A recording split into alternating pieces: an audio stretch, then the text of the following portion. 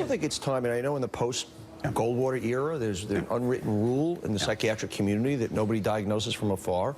I just don't think he's a well guy, period. What he is doing now is not in his self-interest, and that's when you start saying, wait a second, how well is he if he's doing these things that any rational human being would know would hurt him politically? Because the President of the United States, the leader of the free world, and the steward of the world's largest economy. That's big. The man who controls the world's largest nuclear arsenal. This is a powerful man. He spent most of Saturday morning tweeting about Fox News. Oh, that's a shame. Let that breathe for a Well, second. I mean, not just about Fox News. It's just shame about think about general. that. Think about the scope of that problem right can I there. ask you a question?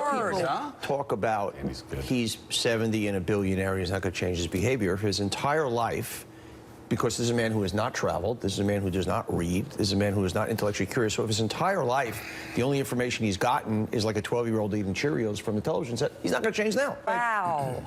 Obviously, it's amazing. No self-control, and again, this guy literally is just bumping around the White House or wherever he goes with nobody else around minding him. And we talked about this before, how well the guy is off right now mentally. Any sane, rational person would know if I keep bringing attention to something, then I'm going to keep churning up attention on something, and it is not going to be in my best interest. There's a disorder. It's interesting. There was an article over the weekend about election night that right even after his triumph, he was fixated on a 3-day-old negative article that they literally couldn't get him off of.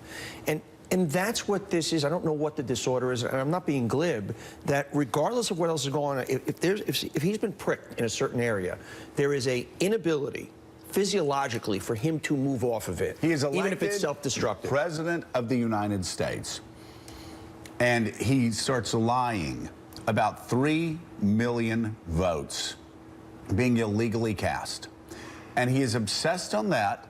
Then the day he's inaugurated, Mika, he is now the 45th president of the United States. What does he do?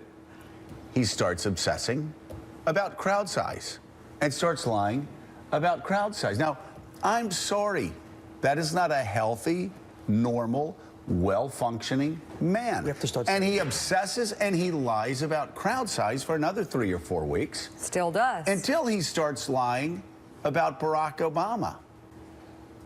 Not healthy. Something's deeply wrong with this man. Do that by... but in this case, Mika, everything he is doing just as offensive, but it is against his political interest. And that's where you start saying, okay, wait a second. There's no rational reason why he should be doing this every day. Even if you think he's a cynical, horrible human being, this hurts him. Right. And Joe, what you and I are dancing around here and going back to, yes, there was logic, devious and disgusting, but everything now points to certain disorders. My hair is not on fire, and I am not a clinician, and once again, we know doctors don't diagnose.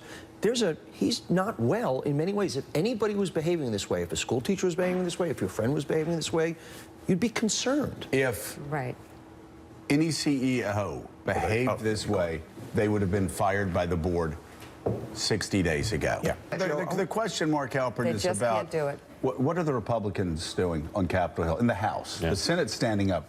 What's Justin Chavitz doing? What's Paul Ryan doing? We're going to have Jason on today, and we're going to see what he says. Paul Ryan, what's Paul Ryan doing? What's McCarthy doing? They know this is not sane, rational behavior. What are they doing? And at what point do they start speaking out?